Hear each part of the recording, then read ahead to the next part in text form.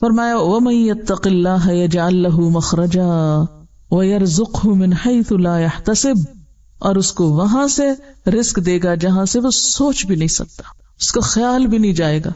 ایک تو تھا نا ہمارا خیال ہمیں یہاں سے مل سکتا ہے، ہم اس انسان سے فائدہ اٹھا لیں، ہم اس کی خوشامد کر لیں اور اس سے فائدہ اٹھا لیں. ایک یہ ذہنیت ہوتی ہے، ایک یہ مینٹالٹی ہوتی ہے جو انسانوں پہ بھروسہ کرتی ہے، اور ایک یہ ہوتی ہے کہ بندوں سے کمپلیٹ ٹوٹل استغنا، اصل توحید، پورے کا پورا بھروسہ صرف اللہ پہ. وہاں پھر جب وَمَن يَتَوَکَّلْ عَلَى اللَّهِ، جو اس طرح کا توکل کرتا ہے، فَهُوَ حَسْبُهُ، وہ اس کو کافی ہو جاتا ہے. ان اللہ بالغ امرہ، بے شک اللہ اپنے حکم کو، اپنے معاملے کو پہنچ کے رہے گا، اس کو اپنے فیصلے نافذ کرتے کچھ مشکل نہیں. قد جعل اللہ لکل شیء قدرا، اللہ نے ہر چیز کا ایک اندازہ مقرر کر رکھا ہے، ہر چیز کا ایک وقت، اس وقت تک صبر کرنے کی ضرورت ہوتی. ہم کیا چاہتے ہیں؟ ہم نے تقویٰ کر لیا، ہم نے توکل کر لیا، ہم نے کوشش کر لی، اب جلدی سے کام ہو جانا چاہیے جو ہم سوچ رہے ہیں.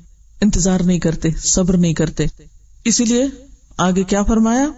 وَلَا يُلَقَّاهَا إِلَّا الصَّابِرُونَ، اللہ کے وعدوں پہ یقین کر کے نیک عمل کرتے رہنے والے، اپنی رفتار میں کمی نہ آنے دینے والے، ساری مشکلات اور رکاوٹوں کے باوجود، ایسے لوگ وہی ہو سکتے ہیں جن کے اندر صبر ہو، اور صبر والے ہی پھر کامیاب ہوتے ہیں. اب دیکھیے کہ یہ جو علم ہے، العلم، حقیقت کا علم، یا میں دین کا علم نہیں کہوں گی، کیونکہ جب میں لفظ دین بولتی ہوں نا پھر آپ اپنی نیند میں چلے رہا دین، پتہ ہے ہمیں دین، حقیقت کا علم، سچائی کا علم، دین یہی تو ہے ہمارا، سچائی کی بات، اصل حقیقت. حقیقت کا علم کس کو ملتا ہے؟ اصل بات، اصل خزانہ، اصل دریافت، اصل سمجھ وہ کس کے حصے میں آتی ہے؟ من یرد اللہ بہ خیرا یفقہہ فی الدین. اصل سمجھ محض چیزوں کے رٹنے سے نہیں آتی. سمجھ کا جو راز ہے وہ اللہ کا خوف ہے، جو اللہ سے ڈرتا ہے. واتقوا اللہ ویعلمکم اللہ، اللہ اس کو سکھا دیتا ہے، تھوڑے علم میں بھی بہت برکت ڈال دیتا ہے اور انسان کو بہت آگے پہنچا دیتا ہے. پھر تو یہ جو علم حقیقت ہے یہ دنیا کی سب سے قیمتی چیز ہے، کہ کسی شخص کو ریالٹی کا پتہ چل جائے، سچائی کا پتہ چل جائے، اصل حقیقتوں کا پتہ چل جائے. کیونکہ انسان ہر وقت دھوکے میں ہے نا، آپ کسی چیز کو کسی طرح دیکھ رہے ہیں وہ ویسی ہے ہی نہیں، جس چیز پہ آپ بھروسہ کر رہے ہیں وہ تو آپ کو سخت نیچے گرانے والی ہے. دیکھیں جب آپ قدم رکھتے ہیں تو کہاں قدم رکھتے ہیں؟ آپ چل رہے ہیں راستے پر، کہاں قدم رکھتے ہیں؟ زمین پہ آپ کب قدم رکھتے ہیں جما کے؟ جب آپ کو پتا ہو یہ آپ کا بوجھ اٹھائے گی تبھی آپ اس پہ بھروسہ کر کے قدم رکھتے ہیں نا. اور اگر آپ کو پتا ہو کہ یہ تو مجھے نیچے جا دھنسائے گی تو رکھیں گے وہاں پاؤں؟ کبھی نہیں رکھیں گے. تو یہ ہے ظاہری حقیقتوں کا علم. یعلمون ظاہرا من الحیات الدنیا وہم عن الآخرۃ ہم غافلون. اور کچھ لوگ آخرت کا علم رکھتے ہیں، یعنی چیزوں کو دنیا کے پس منظر میں نہیں دیکھتے، وہ آخرت کے پرسپیکٹو میں دیکھتے ہیں، وہاں اس چیز کا کیا فائدہ یا کیا نقصان ہے. وہ ایک بڑے سے بڑے فائدے کو قربان کر دیتے ہیں. کس لیے؟ یہ میری آخرت کے لیے نقصان دہ ہے، مجھے تو نہیں چاہیے یہ. اب دیکھنے والا کہتا ہے ہائے کتنا بے وقوف، اتنا بڑا فائدہ اس کو نقصان کر دیا. وہ کہتا ہے نہیں میں اس کو نہ لے کے فائدے میں ہوں. تو ایک کے پاس ظاہری علم ہے اور ایک کے پاس حقیقی علم. کس کے پاس ظاہری علم ہے؟ جو صرف ظاہری چکا چوند کو دیکھ کے کہہ رہا ہے یہ فائدہ، چلو بھاگو اس کے پیچھے. اور دوسرا کہتا ہے نہیں یہ حقیر فائدہ، یہ تھوڑا سا فائدہ، یہاں زیادہ بڑی انویسٹمنٹ ہے، یہ بڑا فائدہ ہے. وہ دوسری طرف چل پڑتا ہے اور وہاں کوئی چکا چوند نہیں، کوئی ظاہری رونق نہیں، کوئی ورلڈلی گینز نہیں، کوئی مانیٹری گینز نہیں، کوئی فائدہ نہیں. انسان کہتا ہے یہ کتنا احمق ہے، اس کو کیا حاصل ہو رہا ہے، کیا مل رہا ہے، لیکن اس کی نظر میں اس کو بہت کچھ مل رہا ہوتا ہے. اور خاص طور پر جب دین کے لیے قربانی کرنے کا وقت آتا ہے نا تو صرف وہی کر سکتے ہیں جن کے پاس حقیقت کا علم ہوتا ہے، کیونکہ ان کو پتا ہوتا ہے ان کے ذرے ذرے کا بھی ریوارڈ کتنا بڑا ہے اللہ کے پاس. اور جو صرف دنیا کے پیسوں میں تولتے ہیں ان چیزوں کو، وہ کبھی بھی اصل فائدہ نہیں اٹھا سکتے. بہرحال اب یہ ہے کہ حقیقت کا علم حاصل کرنے کے لیے ایک کوالٹی بے حد ضروری ہے اور وہ ہے صبر. صبر اور ان لمیٹڈ صبر. کیونکہ اس کے لیے پھر کیا ہے، آپ کو بہت سے پریشرز لینے پڑیں گے، بہت سے دباؤ، بہت سی مخالفتیں، بہت سی چیزیں آپ کو اٹریکٹ کریں گی. اب مثال کے طور پر یہاں آپ بیٹھے ہیں مسکین بن کے پڑھنے، نہ دنیا کی رونق نہ کچھ، سفید کپڑے پہن کے اور ہر چیز سے منہ موڑ کے یہاں بیٹھے. کس چیز نے بٹھایا ہوا آپ کو؟ کیوں رکے میں یہاں؟ چھٹی کیوں نہیں کر جاتے؟ جائیے.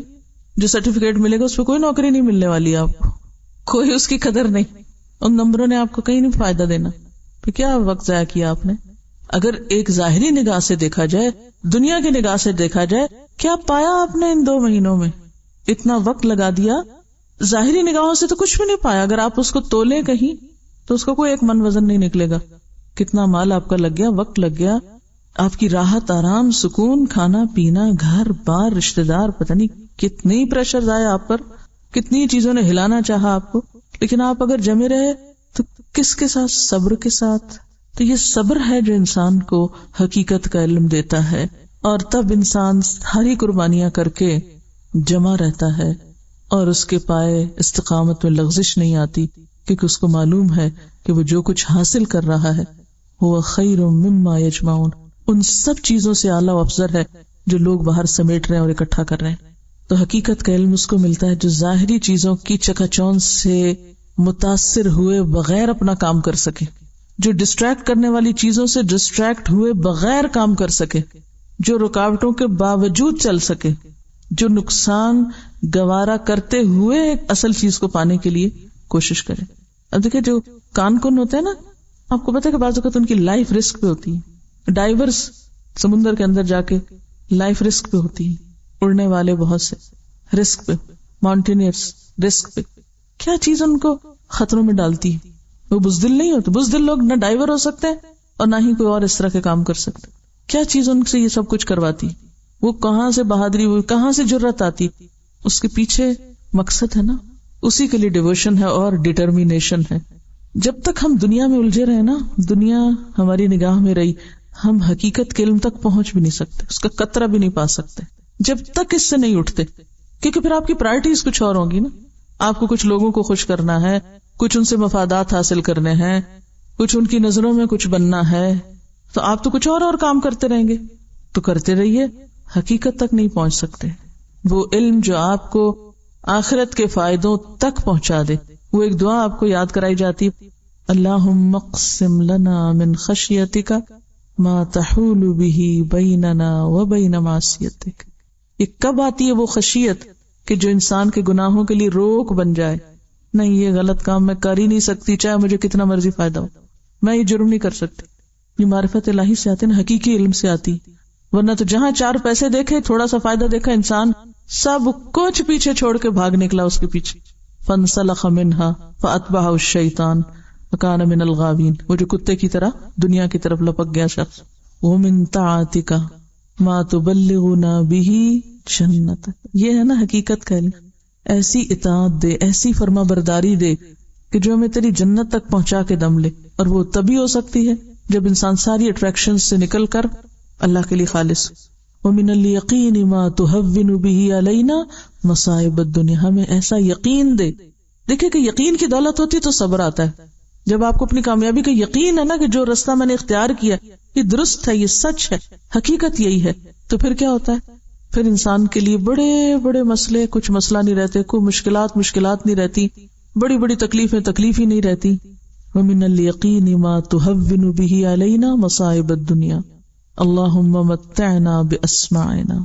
اللہ ہمیں ہمارے کانوں سے فائدہ پہنچا، یعنی ہمیں ایسا سننے والا بنا کہ کوئی صحیح بات سنے جو ہمارے دل پہ جائے اور ہمارا عمل بدلے.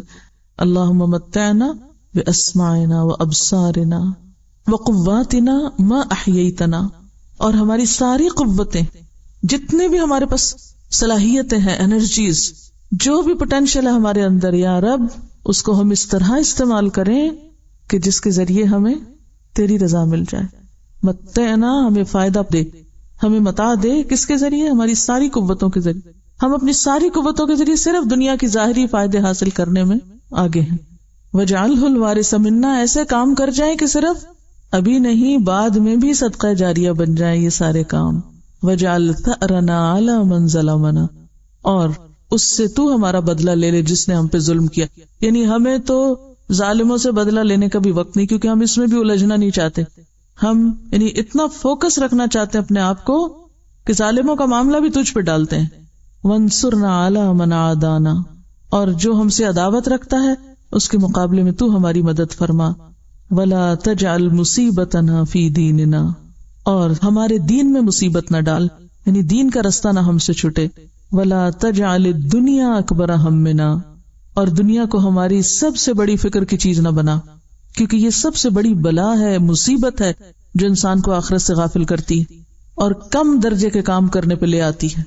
وَلَا تَجْعَلِ الدُّنْيَا أَكْبَرَ هَمِّنَا وَلَا مَبْلَغَ عِلْمِنَا، اور نہ اسے ہمارا منتہا علم بنا، یعنی ہمارے علم کا سورس دنیا نہ ہو، کیونکہ حقیقت پر مبنی نہیں ہے وہ علم جس کے پیچھے اغراض صرف دنیا کا وقتی فائدہ ہے. وَلَا تُسَلِّطْ عَلَيْنَا مَن لَا يَرْحَمُنَا، اور ہم پر وہ شخص مسلط نہ کر جو ہم پہ رحم نہ کرے. تو بہرحال جب تک آپ وقتی کشش کی چیزوں سے دستبردار نہیں ہوتے، لکھ لیجئے یہ جملہ، جب تک وقتی کشش کیا ہوتی ہے؟ کبھی ایک چیز اپنی طرف کھینچتی، کبھی دوسری، کبھی تیسری، اور اس میں صرف مال و دولت نہیں، ہر طرح کی چیزیں ہیں. وقتی کشش کی چیزیں کیا کیا ہیں اس میں؟ اولاد، مال، دوست، اور ہر محبوب چیز، ہر وہ چیز جس سے ہمیں محبت ہے. ہم کام کرنے لگتے ہیں، وہ کیا کرتی؟ ہمیں اپنی طرف کھینچ لیتی. اچھا، اب ہمارا دل ہے اس میں، لہذا ہم بھی بغیر کسی تعامل کے کام چھوڑتے ہیں اور ڈوب پڑتے ہیں، ادھر پھسل جاتے ہیں، ادھر گر پڑتے ہیں. کیا ایسا ہی نہیں ہوتا؟ ہم جو بہت سے کام نہیں کر پاتے، کیوں نہیں کر پاتے؟ کبھی اس کی محبت پاؤں پکڑے ہوئے یا کبھی اس کی محبت پاؤں پکڑے ہوئے، کبھی انسانوں کی محبت، کبھی دولت کی، کبھی کسی اور چیز کی. لہٰذا جو ہم زندگی میں منصوبے بناتے ہیں، ارادے کرتے ہیں، ان کو کبھی پورا نہیں کر سکتے، کیونکہ ایسے لوگ کر سکتے ہی نہیں. حقیقت کا علم پانے کے لیے، آخرت کمانے کے لیے، آخرت تک جانے کے لیے جب تک وقتی اور ظاہری کشش کی چیزوں سے اوپر نہیں اٹھیں گے، منزل نہیں پا سکیں گے. کیونکہ چھوٹی چھوٹی چیزیں ہم اپنی طرف ایسے کھینچ لیتی ہیں، ہاں اس میں بڑا فائدہ ہے، چلو یہ کام کر لیتے، اس سے یہ مل جائے گا، چلو ادھر چل پڑتے، اس سے یہ حاصل ہو جائے گا، ادھر چلتے ہیں. یعنی ہر تھوڑی دیر کے بعد اپنے جو موٹیوز ہیں یا اپنے جو ٹارگٹس ہیں یا جو اپنے مقاصد ہیں ان کو بھول جانا، اور کبھی ایک چیز پہ گر پڑنا اور کبھی دوسرے پہ گر پڑنا. دنیا کی رونقوں، دنیا کی مشکلات سے ڈسٹریکٹ ہونا انسان کو منزل سے دور کر دیتا ہے اور حقیقت سے بھی دور کر دیتا ہے. اب دیکھیے کہ دنیا کے اٹریکشن سے اوپر اٹھنا صبر کا مشکل ترین مرحلہ ہے، مشکل ترین صبر ہے. رونقوں کو چھوڑ کر بے رونق چیزوں کو اختیار کرنا، شہرت کو چھوڑ کر گمنامی اختیار کرنا، وقتی فائدوں کو چھوڑ کر بڑے فائدے پر نظر رکھنا، ظاہری نظر آنے والی چیزوں سے پیچھے جا کر اصل کو دیکھ لینا، اس دنیا میں رہتے ہوئے جنت کی خوشبو پا لینا، یہ کون کر سکتا ہے؟ صرف وہی جو انتہائی صبر کرنے والا ہو، سخت صبر کرنے والا. اور جو ایسا صبر نہ کرے اس کا علم اور حکمت میں کوئی حصہ نہیں ہے، علم اور حکمت میں کوئی حصہ نہیں ہے، اس کو خدا کی معرفت گویا ملی ہی نہیں ہے، چاہے وہ بڑی بڑی تفسیریں بھی لکھ ڈالے، وہ علم و حکمت نہیں پا سکتا. ٹھیک ہے، جو شخص ظاہری رونقوں سے اوپر نہ اٹھ سکے، ظاہری چمک دمک سے آگے نہ جا سکے، وہ علم و حکمت نہیں پا سکتا، وہ عمل صالح نہیں کر سکتا. یہ صرف صبر والوں کا کام ہے. اب آپ اگر اس وقت ساتھ ساتھ محدثین کی تاریخ پڑھ رہے ہوتے نا، کچھ کام کرنے والوں کے پیچھے کے حالات اور واقعات پڑھے، تو پھر آپ کو یہ باتیں عمل سے سمجھ میں آتی. صحابہ کرام کے اندر اگر ایک جوہر ہے تو وہ یہی کہ انہوں نے ظاہری رونقوں کے پیچھے اپنا منزل اور اپنا مقام رکھا. دنیا تو جانی والی چیز تھی، چلی گئی ان سے، لیکن وہ جو بلند منزلیں ان کو وہاں ملی، اور سب سے بڑا سرٹیفکیٹ رضی اللہ عنہم ورضوا عنہ، اصل لے کر چلے گئے. اور یہ عام لوگوں کے بس کی بات نہیں. دنیا سے چپکے ہوئے نا، اب جو زمین سے چپک جائے وہ اڑ سکتا؟ زمین سے چپکا ہوا اڑ نہیں سکتا. تو جو شخص دنیا سے چپکا ہوا ہو اسے علم و حکمت ملے گی، اس کو نہیں مل سکتی، اسے سمجھ بھی نہیں آ سکتی یہ باتیں، وہ پھر دو چاری کے چکر میں ہوگا. اب کیا ہوا؟ فخسفنا به وبداره الارض، اس کو اور اس کے گھر کو زمین میں دھسا دیا. فما كان له من فئة ينصرونه من دون الله، تو اس کا اللہ کے سوا کوئی بھی ایسا مددگار نہ تھا جو اس کے کام آتا. وما كان من المنتصرین، اور اس کی مدد ہونی بھی نہیں تھی. اصل بات یہ کہ دنیا کا رزق جو ہے نا انسان کے لیے امتحان ہے. یہ اللہ کا فیصلہ ہے، جس کو چاہے زیادہ دے، جس کو چاہے کم دے. تو ہونا کیا چاہیے؟ کم ملے تو صبر کریں، زیادہ ملے شکر کریں، اسی راستے سے کامیابی ہو سکتی ہے. اور اگر زیادہ ملے اور فخر کریں اور کم ملے تو شکوے کریں تو پھر یہ انتہا درجے کی حماقت. اب کیا ہوا؟ وَأَصْبَحَ الَّذِينَ تَمَنَّوْا مَكَانَهُ بِالْأَمْسِ، تو وہ لوگ جو کل تک اس کے مقام کی تمنا کر رہے تھے، کاش ہمیں بھی وہ ملتا جو قارون کو ملا. یقولون، اب ان کو سمجھ آ گئی، کہنے لگے وَيْكَأَنَّ اللَّهَ يَبْسُطُ الرِّزْقَ لِمَن يَشَاءُ مِنْ عِبَادِهِ وَيَقْدِرُ. کہ اصل بات یہ ہے جو ہم بھول گئے تھے کہ اللہ اپنے بندوں میں سے جس کا رزق چاہتا ہے کشادہ کرتا ہے اور جسے چاہتا ہے نپا تلا دیتا ہے. یعنی اگر ہمارے کسی بہن بھائی کو یا رشتہ دار کو یا آس پاس کے لوگوں کو ہم سے کہیں زیادہ مل گیا تو کیا ہوا، یہ اللہ کا فیصلہ ہے. آپ بھی خوش ہوں اس پر کہ اللہ نے اس کے حق میں نعمت رکھی، نہ کہ حسد اور اپنے آپ کو دیکھ کر پھر رونا دھونا. کیا حکم دیا گیا ہے کہ دنیا کے معاملے میں کس کو دیکھو؟ چھوٹے کو دیکھو، شکر پیدا ہوگا، اور دین کے معاملے میں اپنے اوپر والوں کو دیکھو تو عمل کی قوت آئے گی. وَأَصْبَحَ الَّذِينَ تَمَنَّوْا مَكَانَهُ بِالْأَمْسِ يَقُولُونَ وَيْكَأَنَّ اللَّهَ يَبْسُطُ الرِّزْقَ لِمَن يَشَاءُ مِنْ عِبَادِهِ وَيَقْدِرُ لَوْلَا أَمَّنَّ اللَّهُ عَلَيْنَا لَخَسَفَ بِنَا. اگر اللہ ہم پر احسان نہ کرتا تو ہمیں بھی دھنسا دیتا، کیونکہ ہم بھی تو وہی بننا چاہ رہے تھے. یہ تو اللہ کا احسان ہے کہ اس نے ہمیں بچا لیا. وَيَكَأَنَّهُ لَا يُفْلِحُ الْكَافِرُونَ. اب سمجھ آ گئی کہ افسوس ہمیں یاد نہ رہا کہ کافر فلاح نہیں پاتے. تلک الدار الآخرہ، یہ آخرت کا گھر، نجعلها للذین، یہ تو ہم نے ان لوگوں کے لیے بنایا ہے، لا یریدون علوا فی الارض، جو زمین میں بڑا نہیں بن کے رہنا چاہتے، جو زمین میں علو نہیں چاہتے. ہم میں سے ہر ایک اپنے آپ کو پرکھ کے دیکھے کہ ہم کیا چاہتے ہیں. کہیں ایسا تو نہیں کہ یہ جذبہ کہیں ہمارے اندر دور کنارے چھپا ہوا ہو جس کو ہم خود بھی ڈسکور نہ کر پائے ہوں، اور یہی خدا نخواستہ رکاوٹ نہ بن جائے آخرت کی کامیابی کے راستے میں.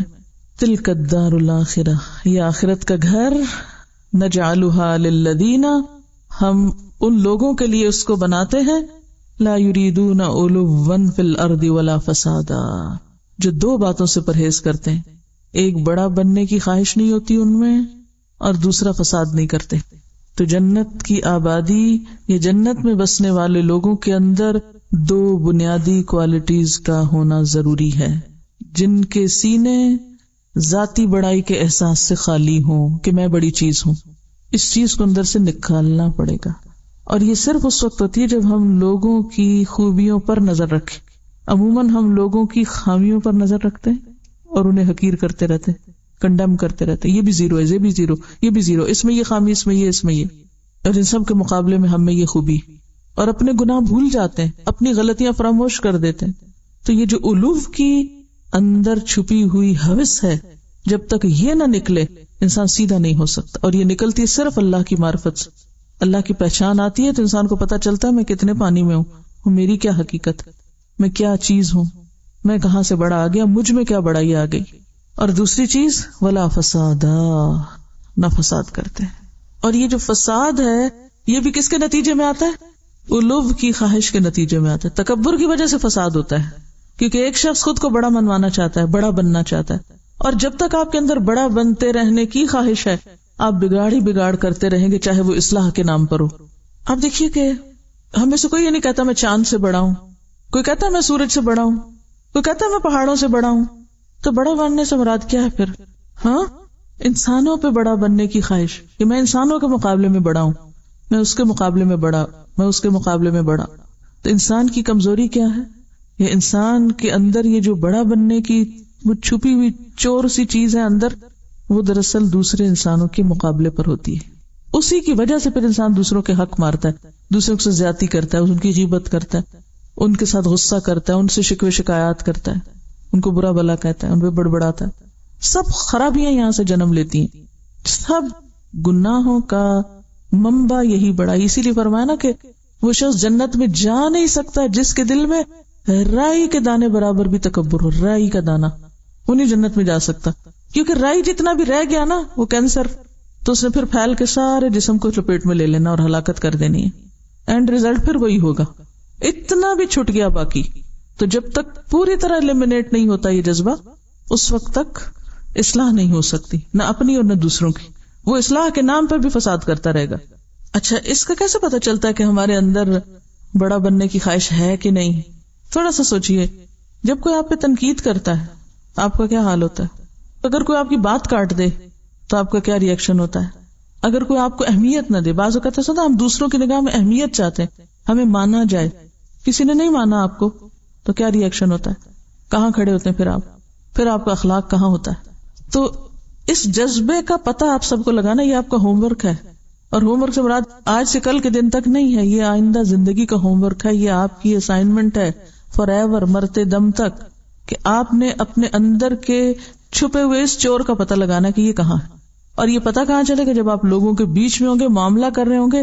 جب آپ پہ تنقید ہوگی تو آپ کیا کر رہے ہیں، جب آپ کی مخالفت ہوگی تو آپ کیا کر رہے ہیں، جب آپ کو نظر انداز کیا جائے، نظر انداز، تو آپ کیا کریں گے، جب آپ کو پیچھے کر دیا جائے تو آپ کیا کریں گے، جب آپ کو اہمیت نہ دی جائے، جب آپ کو پوچھا نہ جائے تو پھر آپ کیا کریں گے.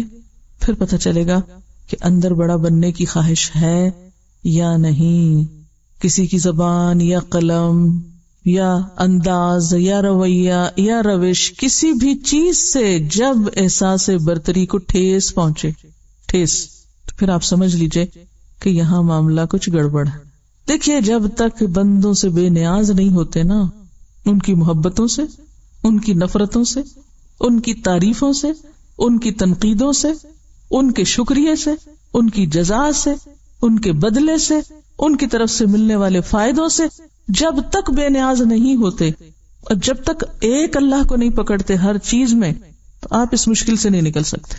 کوئی کچھ کہہ دے تو انسان کو سوچنا چاہیے کہ پتہ نہیں میں تو اور بھی کتنا خراب ہوں، چلو شکر ہے اس نے اتنی بھی میری طرف توجہ دلائی، فوراً استغفار کرے. اچھا، عام طور پہ ہم کیا کرتے؟ فوراً جواز تلاش کرنے لگتے، فوراً جواب ڈھونڈنے لگتے، فوراً صفائی پیش کرنا شروع کر دیتے. بہت سے لوگوں کی اگر عام گفتگو کا جائزہ لیا جائے تو وہ صرف اپنے اعمال کی صفائی پیش کر رہے ہوتے ہیں، صرف عذر کر رہے ہوتے ہیں، صرف وجوہات بتا رہے ہوتے ہیں، یہ میں نے اس لیے نہیں کیا، یہ میں نے اس لیے نہیں کیا، یہ میرا یہ مقصد نہیں تھا، یہ میرا وہ وجہ نہیں تھی. یہ کیا چیز ہے؟ یہ کس قسم کی گفتگو ہے؟ کچھ اور ہے نا پیچھے جو آپ اپنی صفائی اور اپنی بڑائی بیان کیے چلے جا رہے ہیں. کوئی خاموش ہو جائے. اگر آپ سچے ہیں اللہ آپ کو سچا کر دے گا. آپ کو وہ واقعہ یاد ہوگا کہ غزوہ خیبر کے موقع پر جب آپ صلی اللہ علیہ وسلم نے غنائم تقسیم کیے تو ایک صحابی موجود نہیں تھے. آپ نے ان کا حصہ رکھ دیا. جب وہ آئے تو آپ نے ان کا حصہ ان کو دیا. رو پڑے، کہنے لگے اللہ کے رسول صلی اللہ علیہ وسلم، میں اس لیے تو یہاں نہیں آیا تھا، میں یہ لینے تو نہیں آیا تھا، میں اللہ کی راہ میں جہاد کرنے آیا ہوں، میں اس چیز کے لیے نہیں آیا تھا، میں تو شہادت کے لیے آیا تھا. گلے کی طرف اشارہ کیا، میں شہادت کے لیے آیا تھا. آپ نے فرمایا اگر تم اپنی بات میں سچے ہو تو اللہ تمہاری بات سچی کر دے گا. جو تم چاہتے ہو اللہ وہی تم کو دے گا، کیونکہ اللہ تو بندوں سے نیت کے ساتھ معاملہ کرتا ہے نا. جس نیت کے ساتھ تم آئے ہو وہ تمہاری نیت پوری کر دے گا. اور واقعی ایسا ہوا. اگلے سال وہ غزوے میں شریک ہوا اور اس کے گلے میں تیر لگا. جہاں اشارہ کیا تھا اس نے کہ یا رسول اللہ میں مال کے لیے نہیں آیا تھا، میں تو اپنی جان دینے آیا تھا اللہ کے راستے میں، مجھے تو اپنا رب چاہیے تھا، مجھے یہ چیزیں نہیں چاہیے تھی. تو آپ صلی اللہ علیہ وسلم کو جو خبر ہوئی تو آپ نے فرمایا اللہ نے اس کی بات سچی کر دی کیونکہ وہ سچا تھا. قرآن میں گواہی آتی رجال صدقوا ما عہد اللہ علیہ. اللہ گواہی دیتا ہے ایسے لوگوں کی، رجال صدقوا ما عہد اللہ علیہ. اللہ سے جو وعدے انہوں نے کیے تو سچے کر دکھائے، ان کی نیتیں سچی تھیں. اللہ نے ان کو وہی دیا. جو جس چیز کو چاہتا ہے نا اللہ اس کو وہی دے دیتا ہے. جو بندوں کی توجہ چاہتا ہے، جو بندوں سے تعریف چاہتا ہے، جو بندوں سے صلہ اور بدلہ چاہتا ہے، جو بندوں سے جزا چاہتا ہے، اللہ اس کو اتنی وہی دے دیتا ہے. یہ حقیر چاہیے لے جاؤ اور راضی رہو اسی پر، اور وہ بڑا نہیں ہے تمہارے لیے، اس سے آگے نہیں ہے. تو ہم سب کو سب سے پہلے تو اپنے ساتھ سچا ہونے کی ضرورت ہے، اپنے آپ کو خود دیکھنے کی ضرورت ہے، پھر اللہ کے ساتھ سچا ہونے کی ضرورت ہے. یاد رکھیے جب اللہ کے ساتھ سچا ہونے کی بات ہوگی اللہ ضرور امتحان میں ڈالے گا، ضرور ڈالے گا. یہ ہو نہیں سکتا کہ کوئی امتحان میں ڈالے بغیر اس کی سچائی باہر آئے، کیونکہ کھرا کھوٹا کیسے پگھلتا ہے، کیسے نکلتا ہے، کھرا کھوٹا کیسے سامنے آتا ہے، کیسے الگ ہوتا ہے. بھٹی پہ تپایا جائے تو پھر پتا چلتا ہے نا کون کھرا اور کون کھوٹا ہے. آزمائش کے بغیر تو کسی کا بھی درجہ اوپر نہیں ہوتا. تو ایک شخص جو اللہ کی خاطر نکلا ہو، اللہ کے دین سیکھنے کے لیے، اللہ کا دین سکھانے کے لیے، اس سے کوئی فرق نہیں پڑتا کہ کوئی اس کی تعریف کر رہا ہے، کوئی اس پہ تنقید کر رہا ہے، کوئی اسے شکریہ ادا کر رہا ہے یا نہیں، کوئی اس کو عزت دے رہا ہے یا نہیں، اس کو کچھ مل رہا ہے یا نہیں، کوئی فرق نہیں پڑتا. میں اس لیے تو نہیں آیا. جب اس کو کوئی سیٹ بیک ہوتا ہے، کوئی نقصان ہوتا ہے، کوئی اس کی ایکسپیکٹیشن ٹوٹتی ہے تو فوراً کیا کہتا ہے، میں اس لیے تو نہیں آیا تھا، میں اس لیے تو نہیں نکلا، میں اس لیے تو نہیں چلا، میں اس حقیر دنیا کے لیے تو نہیں آیا، مجھے کچھ اور چاہیے. وہ تو پھر دنیا کی طرف سے ملنے والے فائدوں پر بھی آنسو بہاتا ہے کہ یہ کیا ہوا، یا رب اس لیے تھوڑی کیا تھا، مجھے تو چاہیے تھا. اور میں تیرے سے کم کسی چیز پر راضی نہیں ہوں کہ تو مجھے نہ ملے اور یہ دنیا کی ٹھیکریاں مل جائے مجھے، تیرے سوا چھوٹی چیزوں پہ میں راضی نہیں ہوں. تو جب تک اس سے اوپر نہیں اٹھیں گے، لا یریدون علوا فی الارض ولا فسادا، اس وقت تک وہ حاصل نہیں ہو سکتی جس کا وعدہ ہے. اور اللہ کتنا قدردان ہے، من جاء بالحسنہ، جو ایک نیکی لایا، فلہ خیر منہا، اللہ اس سے بہتر اس کو بدلہ دے گا. ومن جاء بالسیئہ، اور جو برائی لایا، جس نے برائی کی، فلا یجزی الذین عملوا السیئات الا ما كانوا یعملون، تو وہ نہ بدلہ دیے جائیں گے ان برائیوں کو جو انہوں نے کیے مگر وہی جو وہ عمل کرتے رہے. آخرت کا گھر ان لوگوں کے لیے ہے جو زمین پر اپنی بڑائی نہیں چاہتے اور فساد نہیں کرتے. تو اپنی بڑائی کے بارے میں یا تکبر کے بارے میں چند ایک احادیث یاد دہانی کے لیے رسول اللہ صلی اللہ علیہ وسلم نے فرمایا، کیا میں تم کو اہل جنت کے بارے میں بتا دوں کہ جنت والے کون ہیں؟ یاد رکھو، ہر وہ ضعیف اور کمزور شخص جس کو لوگ حقیر اور ضعیف سمجھیں. جنت کے بادشاہ کون؟ اہل جنت کون؟ جسے لوگ کمزور اور ضعیف سمجھے، ناکارہ سمجھے. اگر وہ اللہ کی قسم کھا لے، اللہ اس کی قسم کو سچا کر دے، یعنی دنیا میں وہ بہت امپریسو نہیں ہے لیکن اللہ کے بڑے پیارے ہیں. یہاں اسے مراد وہ ضعیف نہیں جو نکمے ہیں، یا وہ لوگ جو بظاہر دنیاوی سٹیٹس نہیں رکھتے مگر ویسے اپنے ایمان تقوی میں آگے ہیں. اور کہا میں تم کو ان لوگوں کے بارے میں بتا دوں جو دوزخ والے ہیں، ہر وہ شخص جو جھوٹی اور لغو بات پر سخت جھگڑا کرے، یعنی بے بنیاد باتوں پر جھگڑا چھیڑے، درست مزاج، مال جمع کرنے والا اور متکبر ہو. رسول اللہ صلی اللہ علیہ وسلم نے فرمایا، جس شخص کے دل میں رائی کے برابر بھی تکبر ہوگا وہ جنت میں نہ جائے گا. ایک شخص نے عرض کیا، ہر کوئی اس بات کو پسند کرتا ہے کہ اس کا لباس اچھا ہو، اس کا جوتا اچھا ہو. آپ نے فرمایا، اللہ تعالیٰ جمیل ہے اور جمال پسند کرتا ہے. تکبر کہتے ہیں بطر الحق و غمط الناس، حق کا انکار اور لوگوں کو حقیر سمجھنا. تو یاد رکھیے، لوگوں میں سارے لوگ آتے ہیں، چاہے مسلم ہو یا نان مسلم ہو یا کوئی بھی. ہمیں اگر اپنے مسلمان ہونے پہ فخر ہے تو دوسروں تک اگر ہم نے پیغام ابھی تک نہیں پہنچایا اور وہ اسلام سے لابلد ہیں تو ان کو حقیر سمجھنے کا آپ کو حق کس نے دیا ہے؟ آپ کو کیا خبر کہ ان کی لا علمی اور ان کے حالات کی وجہ سے اللہ تعالیٰ ان کو تو چھوڑ دے اور پکڑ لے آپ جیسے فخر کرنے والوں کو جو صرف دین کو اپنی ہی جائیداد بنا کے بیٹھ گئے اور اپنا ہی ورثہ سمجھ لیا. حالانکہ یہ دین تو کس کے لیے تھا؟ پوری دنیا کے لیے تھا، سارے انسانوں کے لیے تھا. قصور بھی ہمارا کہ پہنچایا نہیں. پھر جو خود کے پاس ہے اس پہ فخر اور دوسروں کے پاس نہیں تو ان کو حقیر سمجھا جا رہا ہے. کوئی حق نہیں ہمیں کسی کو حقیر سمجھنے کا اور کوئی حق نہیں ہمیں فخر کرنے کا. اللہ ہی بہتر جانتا ہے کہ کون کہاں ہے. حضرت ابو ہریرہ کہتے ہیں کہ رسول اللہ صلی اللہ علیہ وسلم نے فرمایا، 3 شخص ایسے ہیں جن سے اللہ تعالیٰ قیامت کے دن بات بھی نہ کریں گے، نہ ان کو گناہوں سے پاک کریں گے. ایک تو بوڑھا زانی، دوسرے جھوٹا بادشاہ، تیسرے مفلس تکبر کرنے والا، یعنی غریب بھی اور متکبر بھی ہے بھی کچھ نہیں پاس، کوئی دے تو اس پہ اکڑ بھی.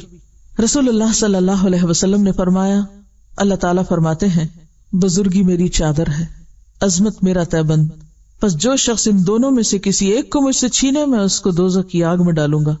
یعنی کسی کو بڑا بننے کا حق نہیں. لا یریدون علوا فی الارض ولا فسادا. رسول اللہ صلی اللہ علیہ وسلم نے فرمایا، ایک شخص ہے جو ہمیشہ اپنے آپ کو بزرگ و برتر سمجھتا ہے. سنیے اس بات کو غور سے. ایک شخص ہے جو ہمیشہ اپنے آپ کو بڑی چیز سمجھتا ہے کہ میں بڑا ہوں، میں ان سب سے بڑا اچھا ہوں، اور لوگوں سے دور رہتا ہے، الگ تھلگ اپنی الگ دنیا بنائی ہوئی ہے. یعنی گھل مل کے نہیں رہتا. کیوں نہیں گھل مل کے رہتا؟ اس کو ہر ایک میں کوئی نہ کوئی نقص نظر آتا ہے، یہ ایسا خراب، یہ ویسا خراب، یہ ویسا خراب. تبھی تو نہ وہ کسی سے محبت کر سکتا، نہ لوگ اس سے محبت کرتے ہیں. جو محبت دینا نہیں جانتا وہ لینے کے بھی قابل نہیں ہوتا. یہاں تک کہ اس کا نام متکبروں اور سرکشوں میں لکھ دیا جاتا ہے. یعنی ایسا شخص اللہ کو پسند نہیں. پھر جو مصیبت دنیا اور آخرت میں سرکشوں پہ پڑتی ہے وہی اس کو پہنچتی ہے، اس کا بھی پر انجام انہی کے ساتھ ہوتا ہے. کبھی اپنے آپ کو دوسروں سے بہتر نہ سمجھے. کہیں کمپیریزن ہونے لگے اندر نفس میں، فوراً سوچے پتہ نہیں اس کے اندر کون سی خوبی ہے جو ظاہر نہیں مجھ پہ، کیونکہ میں تو جاہل ہوں نا. پتہ نہیں اس کے اندر کون سی ایسی بھلائی ہے، پتہ نہیں اس کی نیت کتنی خالص ہوگی، پتہ نہیں اس کے اندر کون سی اچھائی ہوگی. کل قیامت کے دن جن کو آج ہم حقیر سمجھے بیٹھے ہیں، وہ اگر وہ اونچے چلے گئے اور ہم نیچے کہیں بیٹھے ہوئے تو کیا ہوگا؟ کیونکہ ساری خرابیاں، جتنی اخلاقی خرابیاں، سب شروع یہیں سے ہوتی ہیں، اپنے آپ کو اچھا سمجھنے سے. سب کی ابتدا یہیں سے ہوتی. تو جہاں سمجھے، جہاں یہ نفس میں یہ فتنہ اٹھنے لگے میں بہتر ہوں، اور جس کے ساتھ خود کو کمپیئر کر رہے ہیں، فوراً سوچیں پتہ نہیں اس کے اندر کیا خوبی اور بھلائی ہوگی جو میرے اندر نہیں. میں اپنی صرف کسی ایک بات کی وجہ سے اپنے آپ کو اچھا سمجھ رہی ہوں، کیا معلوم کسی اور کے اندر کیا کیا اچھائیاں چھپی ہوئی ہیں. کیونکہ اللہ کے بہت سے بندے ایسے ہیں جو اپنی نیکی ظاہر بھی نہیں کرنا چاہتے اور آپ کو پتہ ہی نہیں، اور آپ ان کے بارے میں معلوم نہیں کیا سے کیا گمان کیے بیٹھے.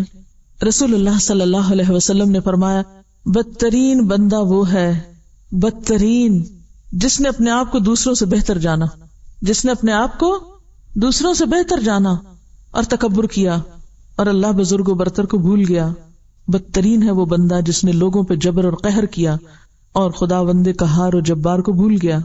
بدترین ہے وہ بندہ جو دین کے کاموں کو بھول گیا اور دنیا کے کاموں میں محو ہو گیا اور قبروں اور جسم کی بوسیدگی کے خیال کو فراموش کر دیا. مرنے کو بھول گیا، وہ اتنا دنیا میں منغمک ہوا. بدترین ہے وہ بندہ جس نے فساد ڈالا، حد سے تجاوز کر گیا اور اپنی ابتدا اور انتہا کو بھول گیا. ابتدا بھی انسان اگر اپنی یاد رکھے تو کبھی تکبر نہ آئے. جب وہ خون کا لوتھڑا تھا، جب اس کی کوئی شکل نہ تھی، وہ مضغہ تھا، وہ علقہ تھا. حضرت ابو ہریرہ کہتے ہیں کہ رسول اللہ صلی اللہ علیہ وسلم نے فرمایا 3 چیزیں نجات دینے والی ہیں، انسان کو بچانے والی ہیں، سیو کرنے والی، اور 3 ہلاک کرنے والی. نجات دینے والی چیزیں، نمبر 1 ظاہر و باطن میں اللہ سے ڈرنا، نمبر 2 خوشی اور ناخوشی دونوں حالتوں میں حق بات کہنا، انصاف کی بات کرنا. یعنی کسی کے بارے میں آپ خوش ہیں کہ اس نے آپ کو کوئی فائدہ پہنچایا ہوا ہے، یا کسی سے ناراض ہیں، بات انصاف ہی کی ہو. نمبر 3 دولت مندی اور فقیری دونوں حالتوں میں اعتدال اختیار کرنا، زیادہ ہے تب بھی، تھوڑا ہے تب بھی، اعتدال سے زندگی بسر کرنا. یہ نہیں کہ جب زیادہ ہو تو انسان پھولنے لگ جائے، اترانے لگ جائے اور یہ سمجھے یہ سب میرے زور بازو اور میرے علم کا نتیجہ، اور جب کچھ نہ رہے تو مایوس ہو جائے. دیکھیے مایوس کیوں ہوتا ہے انسان؟ مایوس صرف وہ شخص ہوتا ہے جو اپنی کامیابیوں کو اپنی قوت اور اپنے علم اور اپنی صلاحیت کا نتیجہ سمجھتا ہے. تو جب تک تو زور ہوتا ہے نا تو وہ سمجھتا ہے میں بڑی چیز ہوں. جب زور ختم ہو جاتا ہے اب وہ بے بس ہوتا ہے اور اسے پتہ چل جاتا ہے اب میں کچھ نہیں کر سکتا، پھر وہ انتہائی مایوس ہو جاتا ہے. ایک انتہا پہ تکبر ہے اور دوسرے انتہا پہ مایوسی ہے. جو معتدل انسان ہوتا ہے نہ وہ پھولتا اور اتراتا ہے، نہ وہ خوشی میں آپے سے باہر ہوتا ہے اور نہ وہ غم میں آپے سے باہر ہوتا ہے. وہ مایوس بھی نہیں ہوتا، وہ آخری درجے تک اللہ کی رحمت سے امید رکھتا ہے کہ میرا رب مجھے تنہا نہیں کرے گا، میرا رب مجھے رسوا نہیں کرے گا، میرا رب میرے ساتھ ہے. کلا ان معی ربی سیہدینی، میرا رب میرے ساتھ ہے، مجھے راہ دکھا دے گا.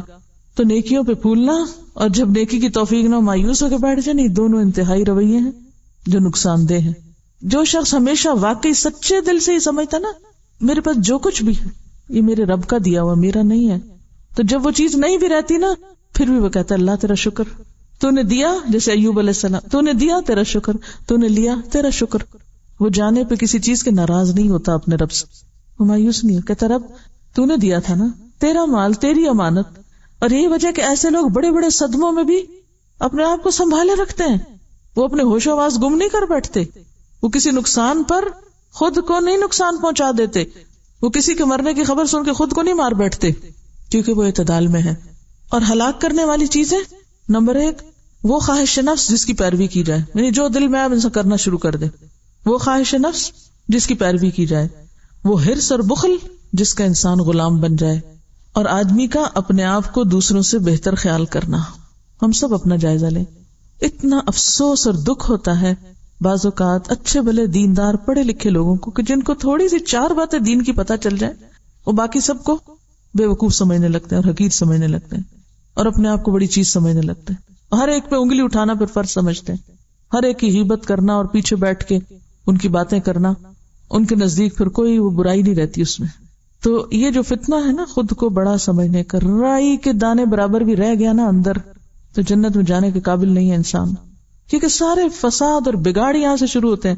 اور جنت تو پرامن بستی ہے، تو بگاڑ کرنے والے لوگ اگر وہاں پہنچ گئے تو وہ جنت کا مزہ بھی حرام کر دیں گے سب پر، وہ وہاں بھی فساد شروع کر دیں گے، وہاں بھی لڑائی جھگڑے اور ادھر کی بات ادھر لگا ادھر کی ادھر لگا، کیونکہ وہ صرف اپنے سوا کسی اور کا حق نہیں سمجھتے نا کسی چیز پر. اور اس پر ابھی آپ کو بہت محنت کرنی پڑے گی، صرف ایک لیکچر سے ٹھیک نہیں ہوگا معاملہ، ساری زندگی آپ کو اس پر کام کرنا ہے. اور پتہ کہاں سے چلتا ہے کہ جب کوئی آپ کی غلطی بتائے، جب کوئی آپ پہ تنقید کرے، جب کوئی آپ کو روکے کسی چیز سے، تو پھر آپ کا حال کیا ہوتا ہے؟ وآخر دعوانا ان الحمد للہ رب العالمین۔